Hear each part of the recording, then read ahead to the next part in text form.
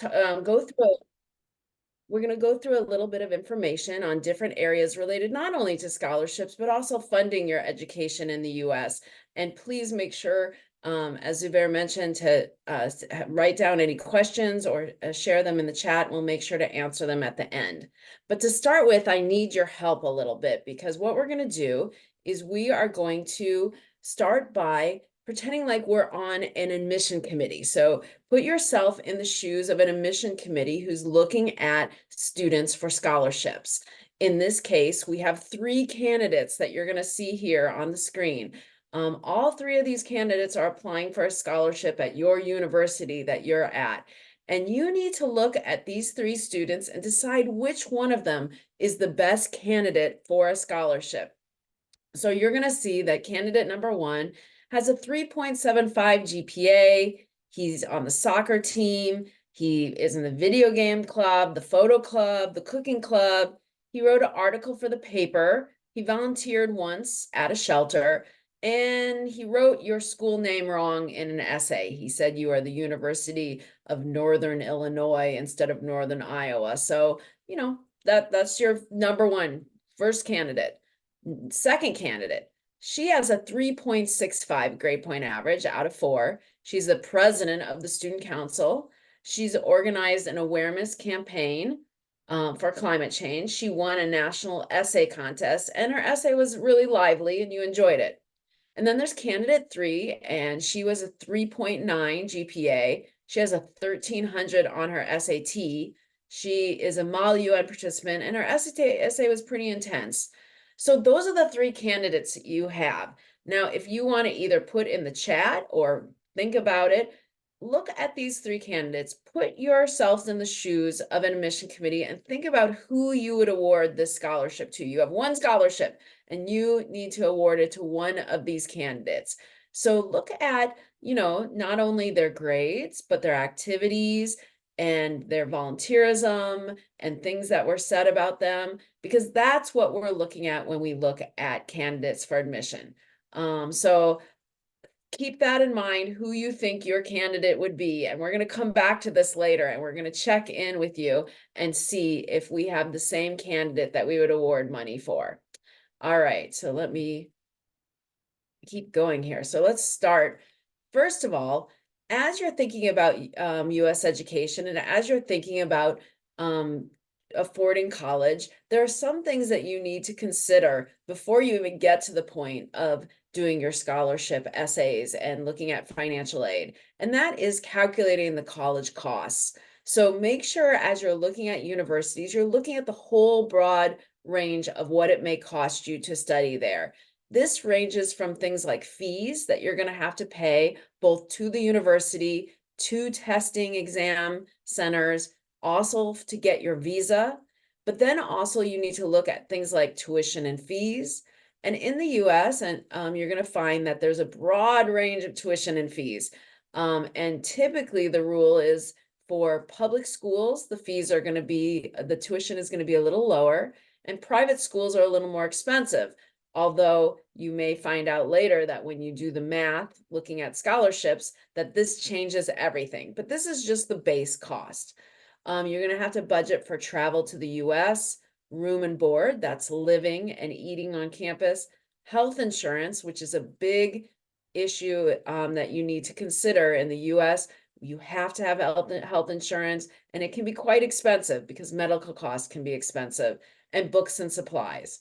So these are the things that you really need to think about, not to mention just the day-to-day cost of living, the personal expenses like toiletries and entertainment and things that you do for fun. So, this is something that for every school you're looking at, you should probably take a look and get an idea of what is the cost of this school. In addition to that, you need to start thinking about the cost of living.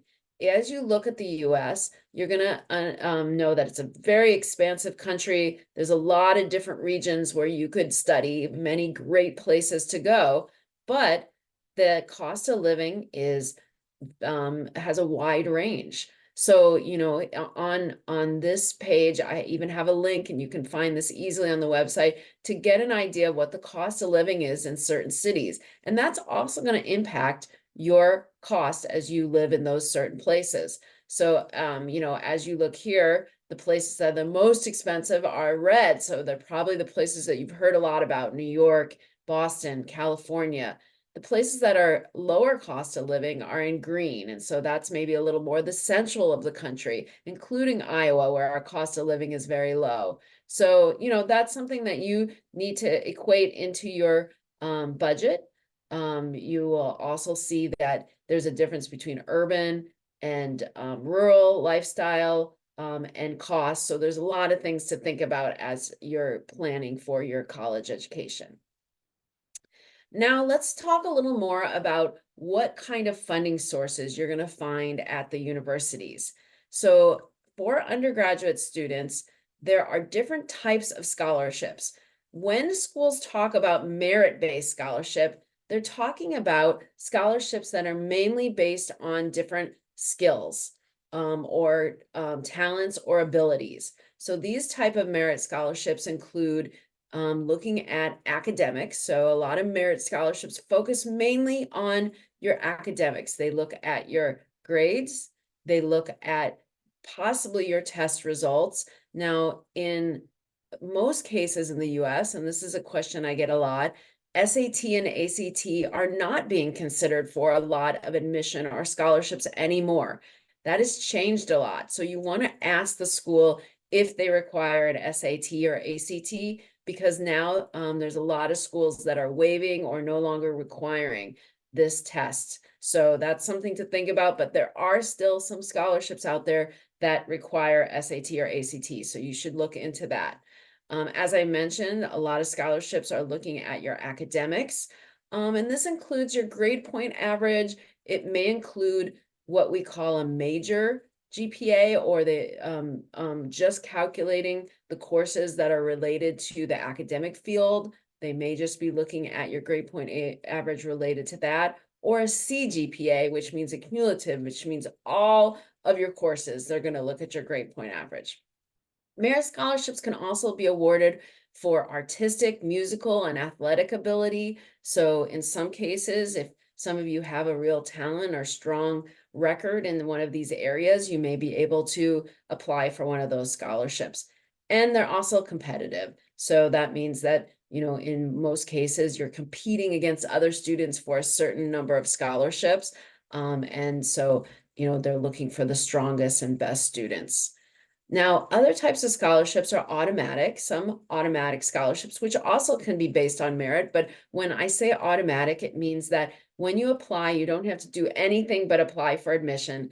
And then the university will automatically give you a scholarship based on your application and your qualifications. So for example, my university has an automatic scholarship based on your grade point average. So you may just apply to the university. Once we figure out your GPA in a 4-point scale, then if you reach a certain level, you would be qualified for a certain scholarship. So there are awards out there that are automatic.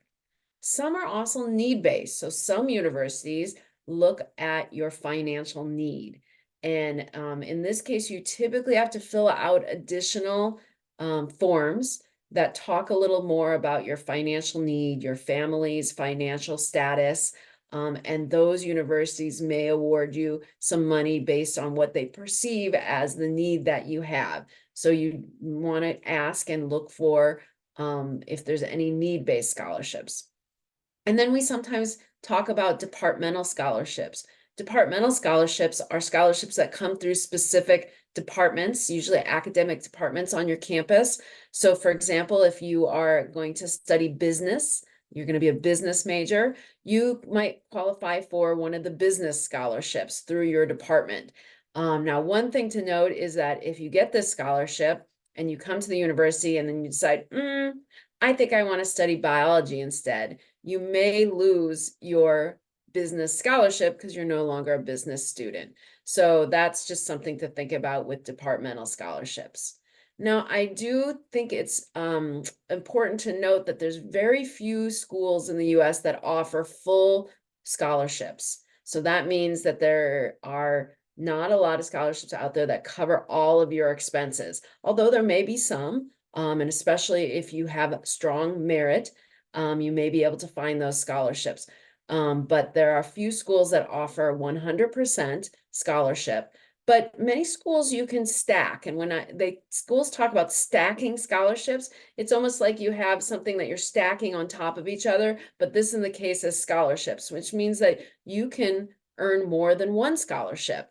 At my university, you can stack your scholarships. So you can get the International Scholar Award, the Presidential Scholarship, and the Business Scholar Award. If you get all three of those, you can stack those, and it may mean that you get, a significant amount. Again, even stacking those scholarships isn't going to cover all of your expenses, but at least gives you a fairly strong scholarship support to help make the university more affordable.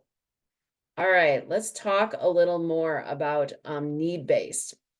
So when we talk about need-based scholarships, as I mentioned, there are some forms that you may need to fill out. So you may want to work with the university or your high school counselor or Education USA to figure out what do you need to submit for need-based scholarship. In this case, you'll have to collect information about your family's assets and expenses, and you may need to submit that. So, just in this case, note that there are some extra things that you need to submit for need-based scholarships. Now, I know that for focusing on undergraduate funding, but I will just mention that universities also offer graduate student funding, but this usually looks a little different than undergraduate funding. So if you hear a university talking about assistantships, that's typically funding for graduate students. And that's where graduate students either teach or do research or do projects within a department, and they get funding, including scholarship funding, to work in the departments. All right, let's focus back on scholarships when you're looking at funding your education. Now, if you're looking at many different US schools, you're going to note that each school has a different scholarship policy. So you really need to, once you narrow down your list of schools, you really need to look at each school. You need to look at what they offer and what they require of you in order to apply for those scholarships. However, don't limit your search to just the schools, because as I mentioned, most schools do not have full scholarships. You may also want to look for external scholarships. There are free scholarship databases, and I capitalize the word free because if any scholarship database asks you to pay, you probably do not want to do that. That's not a great investment of your money, but there's a lot of free scholarship databases that are out there that talk about scholarships that are not based on a university, but are international or maybe even local in Pakistan scholarships. So it's worth your while to look and see if you can find any of those type of external funds. I listed a few scholarship databases that you might be able to look at. I also listed some other ways. We have students sometimes that come and have gotten scholarships through private foundations, through corporations, through nonprofit scholarships, or through government scholarships. So your Education USA advisors will be able to help you with some of those, specifically ones that might be from Pakistan. Otherwise, we all have Google at our fingertips. So just make sure you do some research if you need some of that extra aid. All right, so here's the stuff that I think you showed up for today, which is positioning yourself for a scholarship. What is going to make you a good applicant for a scholarship? And again, I have to kind of say this is a hard question because a lot of it depends on the scholarship and the school. So your very first lesson is that you need to know what the expectations are from the specific school that you're looking at. But in general, schools are going to be looking at your academic performance. So as we talked about before, your GPA is going to factor in. I know some of you probably are going through the schools that are the local Pakistani education system. Some of you may be going through the British system, but whatever system you're going through, the school's going to take all of your information that you give, and they're going to have an assessment of what type of student they think you are. Now, some scholarships are for the best students, so it'll be very clear if this scholarship is for the top students and if there's a cutoff for the grade point average that you need. Well, other scholarships just say that they want to see your academic performance, which means that they probably look at a wide range of academic performances, and you don't need to have perfect all A stars or perfect grades. They are willing to look at students in different levels and judge your academic performance that way. Some schools, we mentioned before, look at exam results, including SAT or ACT, but in the most part, a lot of those requirements are now being passed by schools. So before you go and take your SAT or ACT, you may want to find out if your school requires it or not. But that could be a requirement that the school has. So having a strong SAT score may be helpful for you. Some schools have scholarships that have, again, cutoffs where you need to have a minimum in order to qualify. Now, here's the other thing that I know is the big mystery for a lot of students, and that is extracurricular activities. And many students ask me, like, what kind of activities do I need to have a scholarship? And so I try to tell students that it's not that we're looking for a specific activity particularly. We're just trying to get a feel for who you are and what your passion is. So as I look at students and their scholarships, and their activities, first of all, I look for quality rather than quantity. So rather than seeing that a student has like 20 different things that they've done, but I don't see any substance in it, I'd rather see students do 4 or 5 different activities, but really be engaged in it and be able to express and describe how they benefited from this. So I think, being a leader in one of those clubs that shows that you really got involved, or being able to describe a project that you did in one of those activities. So as I mentioned here, leadership and service, I think, should be reflected in the activities you've done. If it just feels like you showed up for the, pizza party at the beginning of the year and then said you were in that club, that's not going to impress very much. So again, when it comes to activities, it's about quality, it's about engagement, and about you being able to show that it was that you got involved and maybe benefited and contributed to this organization.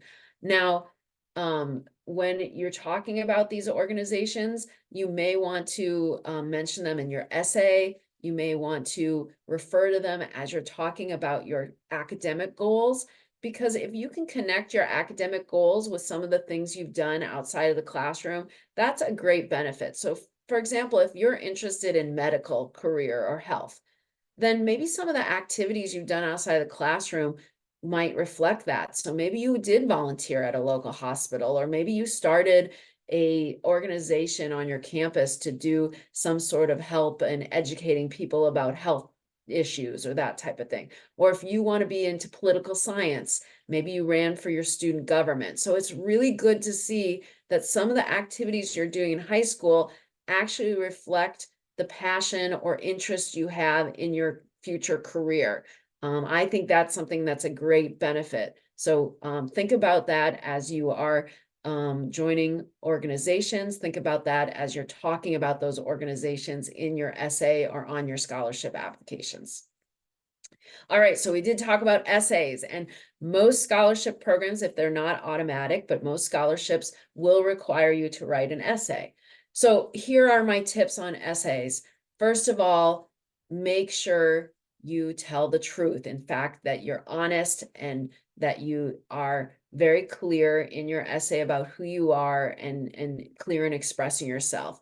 So this is a really important one, because I think, I read hundreds of essays, and I really want to get to know who you are. So you just need to be honest with who you are, what your passion is, and so we can get to know who you are. Now, I'm going to add to this one, because this is the hot topic right now, which is about using AI or Chat GPT or any of those sources. This, I think, goes back to honesty, and this is where schools have an issue, in that if you're using Chat GPT, are you truly being honest? Are you truly being yourself? And I think that's a big problem. I would strongly recommend you not to use Chat GPT or any of the AI sources, because you can really read essays and kind of get a sense of who may be using some of these tools. They're very cold, they're very impersonal. So you want to make your essay more personal. You want to add in who you are and have your voice be heard. And if you're having a machine write your essay, there's no voice there. It's just words. So that is something that I think schools are looking very much at right now. And it's hard because you see a good essay, and sometimes good essay, meaning a well-written essay, and sometimes you start wondering if this student is using AI. And so, you know, it's not that you should have mistakes in your essay to prove that you didn't use AI, but there you should have personality and voice in your essay. So make sure that you try to write an essay that reflects who you are. My second piece of advice for essays is to make sure to answer the question. This happens all the time. We have an essay on our scholarship, and we have a very specific question. And then obviously students, they just copy and pasted an essay from another thing that they had written. And I get it. You don't have a lot of time and you're busy, but it is very important that you show that you can follow directions, that you can show that you're cooperating, that you're interested, that you're taking some time. So make sure if, they have a prompt, an essay prompt, you try to answer it. You can take bits and pieces from something else that you've written for another piece, but really try to make sure you're answering the question that is given to you. Other thing is tell a relatable story. And this is a great example because this again is another way that we see that you're a real person and not a computer. And that is telling stories that maybe back up what you're saying. So if you're writing an essay about challenges you've had in life and you talking about, one of the challenges being something related to, your academic progress, then tell us a story about what that means. Or maybe you had something happen in your family. Give us a little more idea of what that is. Or, you can tell, and this relates to number 4, you can tell a funny story or an interesting story. Again, that helps us kind of get an idea of who you are and makes us feel a little more connected with you. So so you can tell something about your life that gives us a little bit of more idea of who you are. Now, essays are hard, and for a lot of students, it's really hard because you have to brag about yourself. So we talk number 5 about the humble brag. So you need to find this happy medium between being able to express yourself and talk about how great you are with not sounding like you think you're that great, because sometimes essays come off and it's too much. You feel like, oh my gosh, this person, it just thinks that they're too much. So you need to find that balance between talking about and giving examples of what a good person you are, and not just saying to the readers like, oh, I'm great and believe me. So better to give examples of how great you are and let them come to that conclusion than tell them. And then the last few things are just like edit your essay for grammar. Make sure that you are having other people check through your essay so that it sounds good, and that it reflects who you are, and then just making sure you feel really good and proud of what you're submitting. The last one's avoid hokey phrases. I always say, sometimes I start reading an essay and immediately I'm like, okay, I don't know, this person is like, seems like they're taking things from other things that they've read instead of their own words.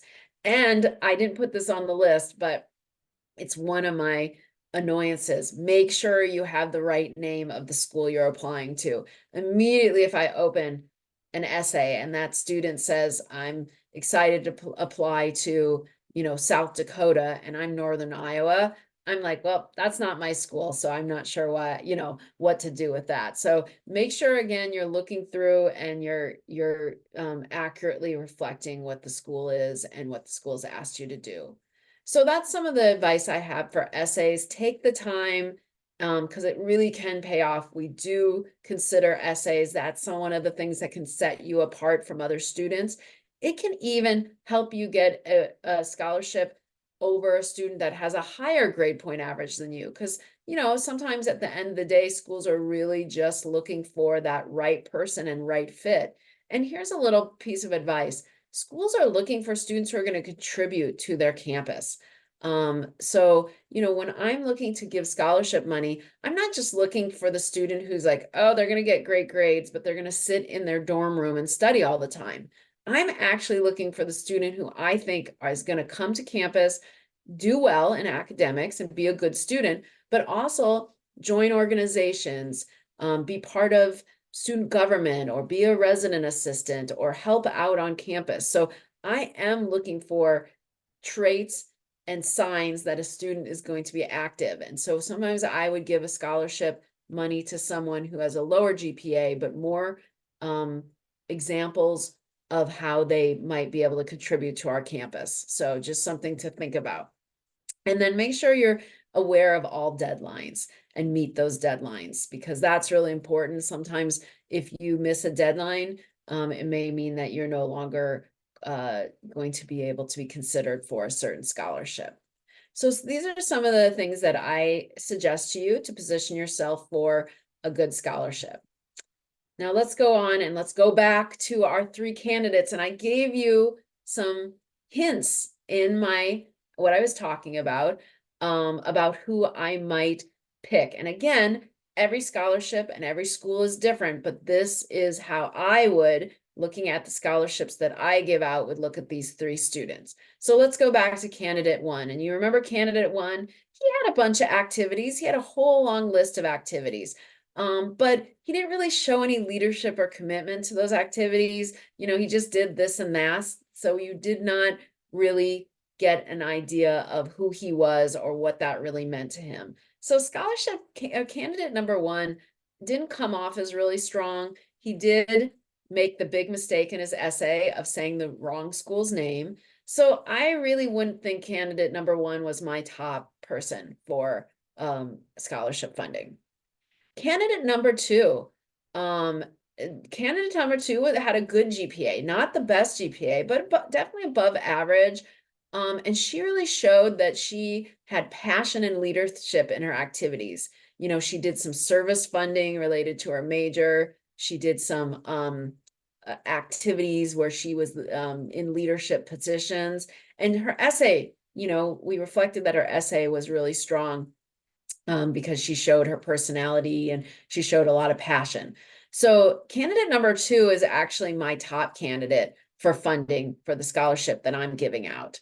Candidate number three, candidate number three is tempting, and maybe some of you guys said that that was your top candidate, because candidate number three had the highest GPA and had a strong SAT. So maybe some of you would just say, oh, give the money to candidate three.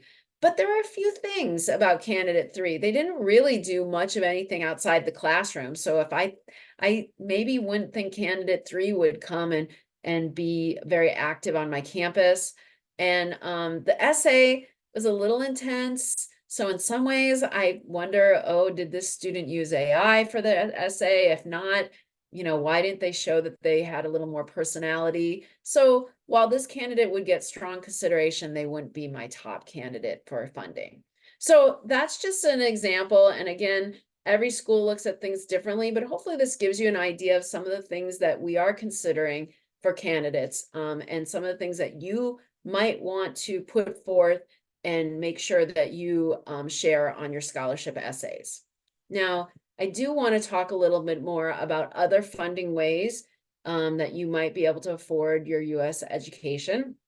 And so we're just going to touch on a few things. There are some other avenues, including private loans. Most private loans in the US require US citizen or permanent resident cosigner. So it's important that you, if you're considering a loan, at least from the US, that you have that. Otherwise, you may look for other sources. There are some loan companies out there. There's one that's getting very popular. It's called Empower. We see a lot of students who have loans from that. This is a possibility. US students, to go to college, they often take out loans. So this is something that you and your family would have to discuss. Also, the other thing I want to mention is that for some of you, you're going through programs such as the Cambridge A-levels, where you're going to get credit for your coursework. So if you submit your A-level results and you pass your courses, we give you college credit for those courses. This is the same with IB, International Baccalaureate, AP, or if you start at university. Sometimes transferring in these credits really help you because they give you exemptions from certain requirements that you have, and it helps you save time and money. I have some students that have come from Pakistan who have been able to graduate in 3 years. Now, I'm not saying that this is a definite course pathway for you, but it is a possibility that if you get enough credit, you might be able to shorten the time that you're at the university, and therefore that helps you save money towards your education. I do also want to mention you can work on campus. There's a 20-hour maximum that you can work on the campus, and average salaries are usually $8 to $10. So you're not going to get rich off a campus job, but you could work on campus and make some money that would help you save for some of your personal expenses. There's also opportunities to work off campus in very specific situations, so you'd need to look into that. And then there's also a chance to become a residence assistant, which means you help out in the residence halls, and there's free housing. So those are some ways that you might be able to think about helping offset some of the costs. And then you do need to think about living on campus versus living on campus. We always encourage students to live on campus because we feel like that is a great experience for you, but there may be some ways for you to save money living off campus, especially after your first year or so. So these are some other ways to think about funding your education, and I just wanted to bring them up as you were thinking about also the scholarships that you were applying for as well. So I want to, before we answer questions, I want to go in and give you just a little information about the University of Northern Iowa since I'm here with you today. Just some basic information to share with you. This is UNI at a glance. We're a medium-sized institution. So in the US, there's schools that are much smaller, 1,000 students. There's schools that are really big, 50,000. So we're kind of medium-sized, a nice sized school, 9,000 students. We have students from 54 different countries. So students coming up to us from all around the world, including a good group of students from Pakistan, which is our 4th largest population on campus. Our average class size is 27. So what that means is you're getting small classes, you're getting a lot of attention from your faculty, and a good environment for you to study in and really get a lot of opportunities.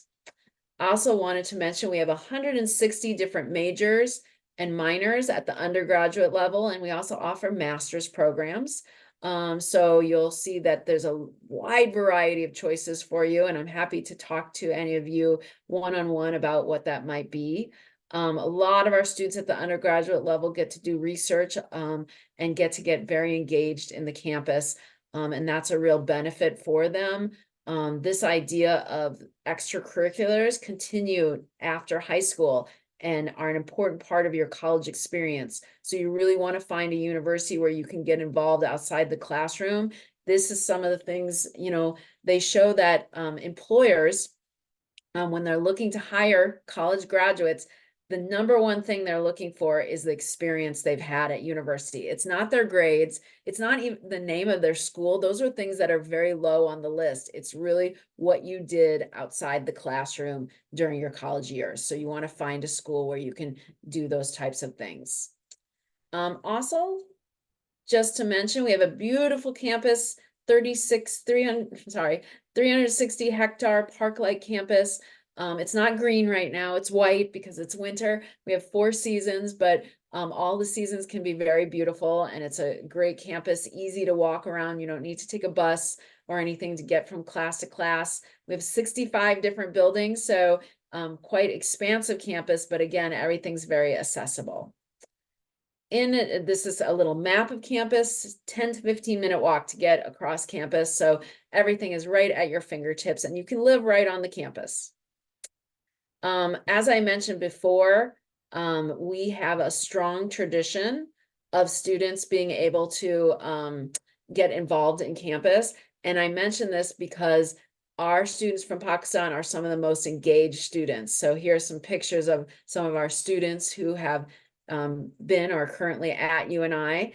And these are students who are part of student government. They're part of the campus organizations. They are resident assistants in the halls. They're doing everything on our campus to be engaged and to be strong students. You know, we have students who win top awards from Pakistan, being the employee of the year, being the student leader of the year. So we're really proud of all the accomplishments of students from Pakistan. So we know that there's a lot of great students that can contribute to our campus. And this is an example of one of our current students, Noman. He actually did his construction management at UNI and his MBA. He was involved in all sorts of activities at UNI, including the Entrepreneurs Club, International Student Promoters. He also, after graduation, got a job at Amazon. So, you know, see that that's a pathway for you to not only be able to go to the university, be successful, but there's options after you graduate to be able to find success. He's now back at the university getting another master's because he wants to start his own business. So that's where he's at right now. And he had a great experience, obviously loves UNI because he's getting his third degree at UNI. I just have a few things to finish up with, and that is just talking to you a little bit, you know, about cost. Today's presentation talked a lot about how do you afford US education. You know, first of all, you need to know the cost of the school and what you're working with. You know, UNI is a school that has a total cost below the national average for both public and private schools. So our tuition is lower than most public and private schools in the US, and our cost of living in Iowa is low compared to the US. So in that sense, you know, if you're a student who's looking for a place that's more affordable, someplace like UNI where you do see that the costs start off lower may be a great advantage for you. And then in addition to that, you know, we talked about scholarships. So here is a listing of some of our scholarships. You're going to see that most of these scholarships, you know, range from being ones that look at academics. Some of them look at extracurricular activities. Some of them are automatic. We talked about automatic awards that are just based on your GPA. But several of them are ones that you have to apply for. Our scholarship deadline is February 15th, so there's still time if you are a student for fall 2024 to apply for admission and scholarships at UNI. You just got to move very quickly. But, you know, these are examples of scholarships you can stack, so you can get more than one of these awards and stack them and hopefully help make college a little more affordable to you. So kind of just to end up, I'm going to just let you know that I'm happy to answer any questions today. We'll look at the questions that you've been put on, and feel free to put more questions up, or we'll answer other questions. But also take my contact information. We have WhatsApp if you want to WhatsApp us. And then you're welcome to email me anytime. I'm happy to help talk you through some of these ideas and help you out. And specifically, if you're interested in UNI, then we can help answer your questions. So let's go here, and we just want to thank you for being here this morning, and we're going to take some questions. So let me see what we have here. I think there's a few questions in the Q&A. All right, so the first question is, as I'm preparing to submit my undergraduate application at UNI, are there any application fee waivers? All right, this is a popular question that we get all the time, which is about fee waivers, and I understand the pain. So yes, I will mention that at most schools, they will either consider you for an application fee waiver. Some of them have special weeks where they do a free app week, so you should look out for those. At my university, we actually defer the application fee. So if you ask, we'll defer the fee, which means that you don't have to pay it at the time of your application. It's only if you end up enrolling at the university, and once you get there, it'll be on your first university bill. So that is something that you might want to think about, is asking if the university will either waive it or defer it. Either way, you don't have to pay it up front. So great. Please talk about teaching assistants for graduate students. What are the key things to win a teaching assistantship, and how vital is the role of the professor, and how vital the role of the professor could be? All right, so this is for graduate students. And so for graduate students, these are opportunities, either teaching assistantships or graduate assistantships. Again, as I mentioned, excuse me, these are jobs within the academic department. A lot of times they are to teach a class for undergraduates.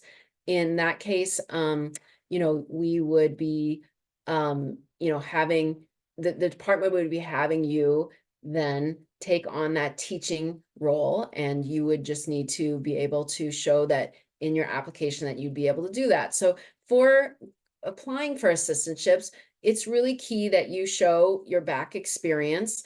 Departments are going to be looking for people who have experience in the area that they're looking at. So for example, if they want you to teach psychology, they want to see maybe that you've done some teaching. If they want you to do research, they want to see your back research. So they do really look strongly at your research. They look strongly at your English proficiency if you're a non-native speaker, because they're going to want to make sure that you have strong English proficiency. So I think really if you're applying for graduate school or an assistantship, you just need to make sure that your resume is strong, that your essay is very clear, and you're making sure to communicate you have the ability to do all these tasks that the departments are asking you to do. All right. What are resident assistant jobs? That's a great question, Waza. So resident assistant jobs are jobs where you work in the residence halls, and you kind of are in charge of a hallway of students. And so you're a student employee, but you're kind of working to help those students. You answer questions, you organize activities. You also have to have evenings where you're on call, which means if there's students that have a problem or an issue, they may come to you. You have to walk the halls. Sometimes you have to do things like discipline other students. Like if they're being really loud, you may need to talk to them about that. But, it's a job really where you're being kind of a guide or support for the students in your hallway. It's a great position, but it also is a lot of work. So you just need to be ready to do that. You have to have lived in the residence halls 1 year in order to apply for the job. So you can live there your first year, and then after that, you can apply to be a resident assistant, and then you get your housing paid for. So Waza, if you're interested, get in touch with me. I can get you in touch with Sherry Sharyar, who's one of our Pakistani students who's currently a resident assistant, and he might be able to tell you more about what it's like. So thanks for the question. All right, is there any bad impact on a graduate school application if a student complete his previous degree, undergraduate degree, in 5 years rather than a normal 4 years? No, I don't think so.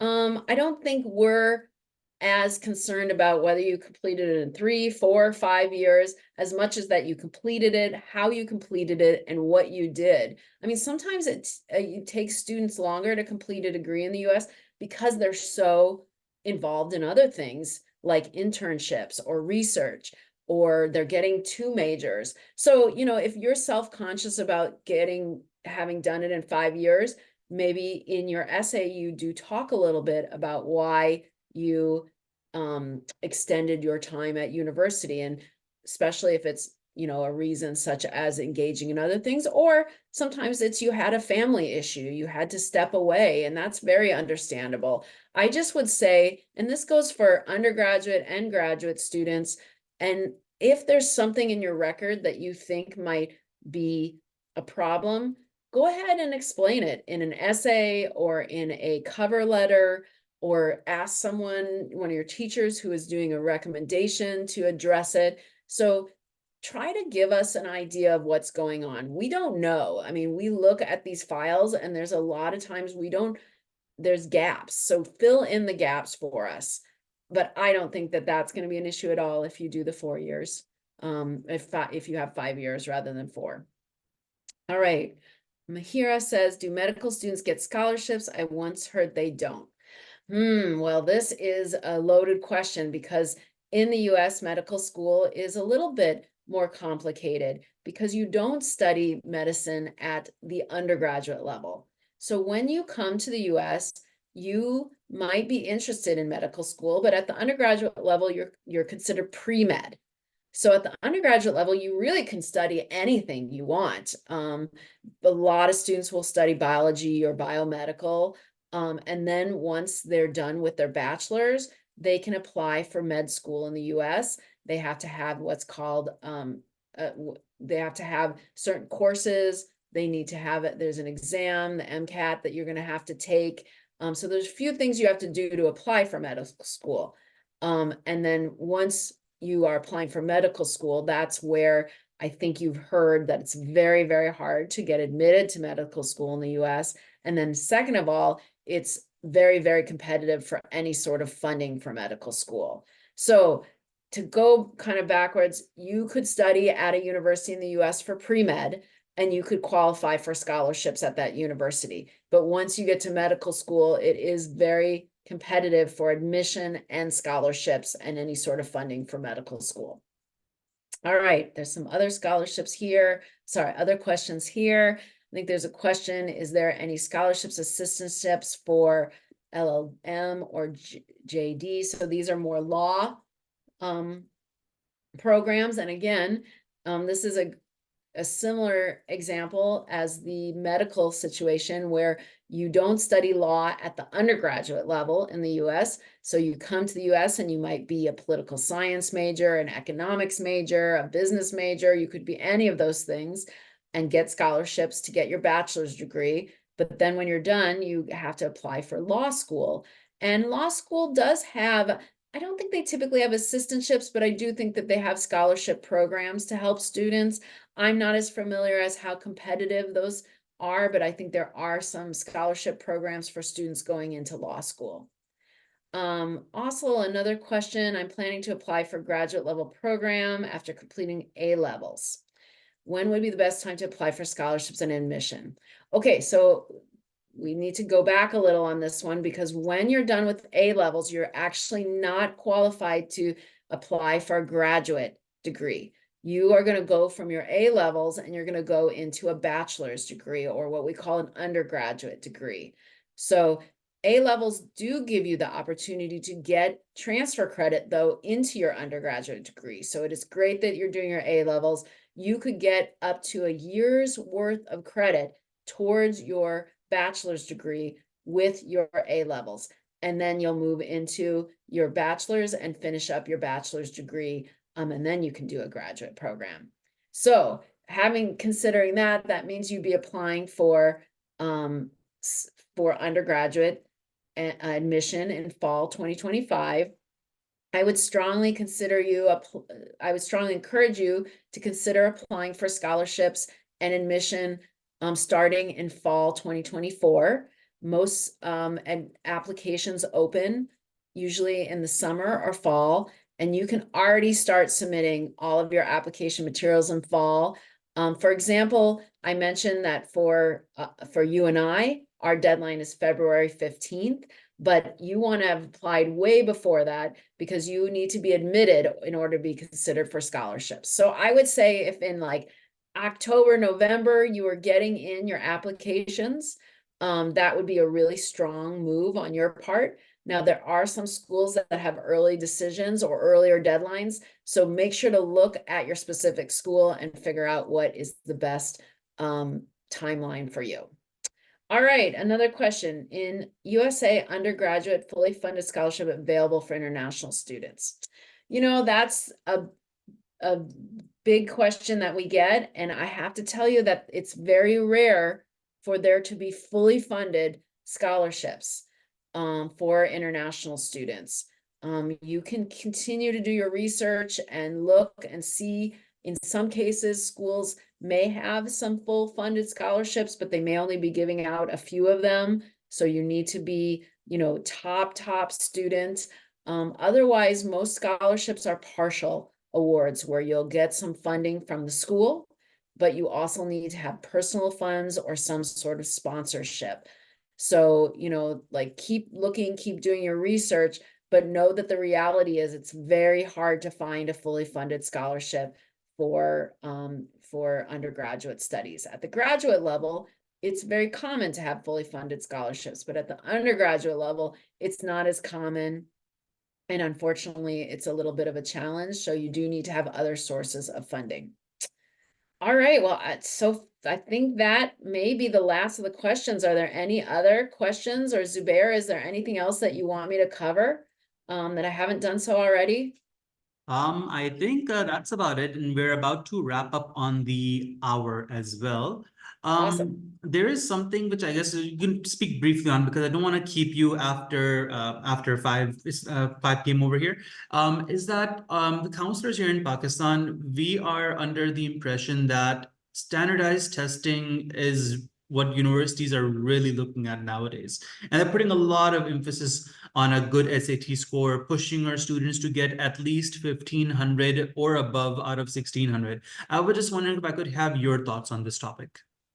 Yeah, I mean, there are a lot of schools in the US that have moved beyond standardized testing. With COVID, there was a lot of change and there's a lot of debate on the value of standardized testing. So, I think that, there's still schools that use it, but it's that you can't give a blanket statement that like, oh, you need to take this test, you need to get this score, because that's no longer the case anymore. There's a lot of big schools in the US that have totally gone away from standardized tests. So, if you use you and I as an example, we do not require SAT for admission. We don't require it for most scholarships. We do have 2 scholarships where it's required, but in that case, we also will alternatively look at GPAs instead of if you don't have an SAT. So it is interesting. It's a real trend to move away from standardized testing, and that also includes GRE and GMAT. Most of our graduate programs no longer require GRE, no longer require GMAT. They're looking more at your resume, your experience, your grade point average, the courses you've taken. So Zubair, I can't give you a blanket answer to that, only for you to tell students to look at the schools that they're most interested in, and that will help them know if they need SAT or not.